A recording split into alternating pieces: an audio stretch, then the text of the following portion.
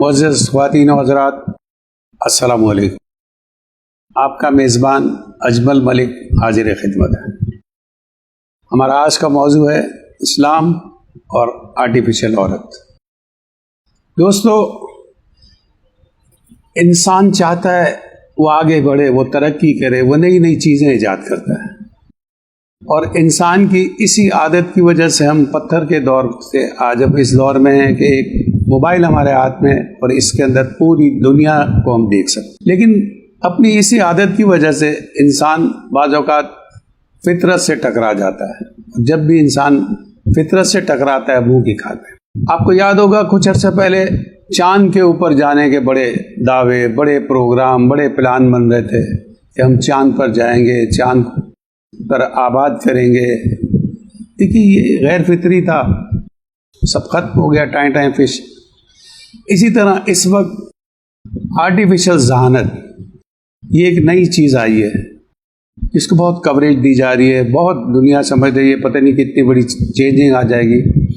خاص طور پر اس کے اندر آرٹیفیشل عورت کا کردار جو اس وقت پیدا کر دیا گیا ہے، وہ مغرب بہت خوش ہو رہا ہے کہ اب ہمیں عورت کے نخرے برداشت نہیں کرنے پڑیں گے۔ ہم آرٹیفیشل عورت بنا رہے ہیں، ہر وہ کام وہ کرے گی جو ایک دوسری عورت کرتی ہے۔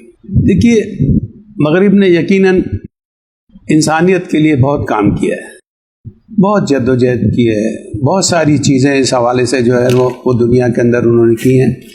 لیکن جب عورت کو باہر نکالا گیا اس سے بہت سارے مسائل پیدا ہوئے۔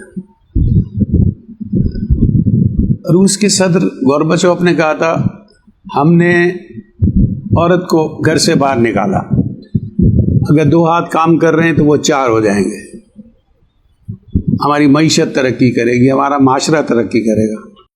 لیکن ان کا کہنا ہے کہ اس کے جو سائیڈ ایفیکٹ سامنے آئے وہ اتنے زیادہ تھے کہ ہم نے چاہا کہ اب عورت کو گھر واپس بھیجا جائے، لیکن اب عورت گھر واپس جانے کو تیار نہیں ہے۔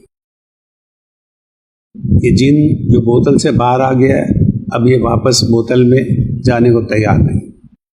دراصل مغرب نے مساوات کے نام پر عورت کا بہت استحصال کر لیا ہے۔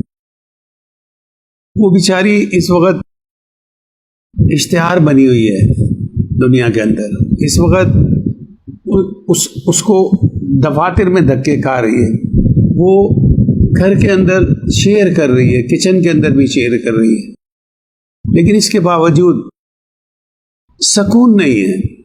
نہ عورت کو سکون ہے نہ مرد کو سکون ہے۔ مرد یہ سمجھتا ہے کہ عورت مجھے سکون دے، لیکن آج مساوات کے چکر میں عورت مرد سے الجھ رہی ہے، اپنے حقوق کے لیے لڑ رہی ہے، جس کی وجہ سے معاشرے کے اندر بہت بڑا تضاد پیدا ہو گیا ہے۔ دیکھیے عورت اللہ تعالیٰ کی بہت خوبصورت تخلیق ہے۔ نبی کریم صلی اللہ علیہ وسلم نے فرمایا کہ دنیا ایک متاع ہے اور اس کی سب سے قیمتی متاع وہ عورت ہے۔ عورت کو اگر آپ اس کی ماں کا کردار دیکھیں، بہن کا کردار دیکھیں، بیٹی کا کردار دیکھیں، کیا آرٹیفیشل عورت یہ سب کچھ فلفل کر سکے گی؟ یہ سب کچھ دے سکے گی؟ وہ یہ نہیں دے سکتی۔ دراصل اب میں اصل بات کی طرف آتا ہوں۔ دراصل میں سمجھتا ہوں کہ یہ جو آرٹیفیشل عورت کا کانسیپٹ آ رہا ہے یا اور بہت سارے جو مسائل پیدا ہو رہے ہیں، اس کی وجہ ہم لوگ ہیں، ہم مسلمان ہیں۔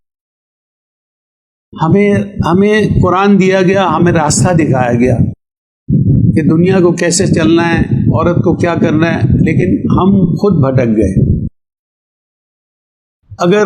اگر اس وقت صرف طلاق کے مسئلے پر پوری انسانیت کو بتا دیا جائے، قرآن جو کہتا ہے اس حوالے سے، جس آسان طریقے سے اس نے اس مسئلے کو حل کیا ہے، یقین کریں آدھی دنیا، آدھے غیر مسلمان ہو جائیں۔ کیونکہ وہاں اس وقت مسئلہ یہ ہے کہ مغرب میں مرد شادی نہیں کر رہا، صرف اس لیے شادی نہیں کر رہا کہ اگر میں شادی کر لوں گا، پھر اگر میں عورت کو طلاق دوں گا تو مجھے اس کو آدھی دولت دینی پڑے گی، اس لیے وہاں پر فرینڈ شپ اور ریلیشن شپ پہ گزارا کر رہا ہے، جس کا سارا برڈن عورت پہ پڑا ہے، سارا نقصان عورت کو ہو رہا ہے.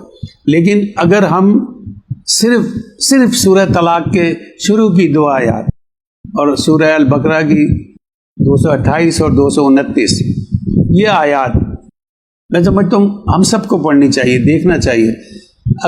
اگر مسلمان یہ پڑھے صرف 10 منٹ میں اسے سارا کانسیپٹ سمجھ آ جائے گا. لیکن مسئلہ یہ ہے کہ ہمارا مولوی سورہ البقرہ کی 230 نمبر کو صرف پکڑ کے بیٹھ گیا ہے، نہ اس کا سیاق و سباق دیکھتا ہے، نہ آگے دیکھتا ہے، نہ پیچھے دیکھتا ہے، اور دنیا کو اس نے اس کی وجہ سے حلالوں پہ لگا دیا. میں آخر کے اندر آپ سے یہ کہوں گا کہ دنیا بہتر کرنا، دنیا کے اندر تبدیلی لانا، دنیا کو صحیح کرنا، یہ ہمارا کام ہے. اقبال کہتا ہے بے خبر تو جوہر آئینہ ایام ہے، تو زمانے میں خدا کا آخری پیغام. یعنی تو ہی وہ ہیرا ہے جس نے تراش خراش کرنی ہے اس دنیا کی. یہ سب کچھ تو نے کرنا ہے، قرآن ہدایت سب تجھے دی گئی ہے، لیکن ہم اسے بھول چکے ہیں. میں آخر کے اندر اس ریکویسٹ کے ساتھ جو ہے نا وہ اپنی بات ختم کروں گا کہ قرآن پڑھیں، اور خصوصاً خواتین کے جو مسائل اس وقت آ رہے ہیں اس میں سورہ طلاق کو آپ دیکھ کے اس مسئلے کے اوپر خود کوشش کریں. السلام علیکم.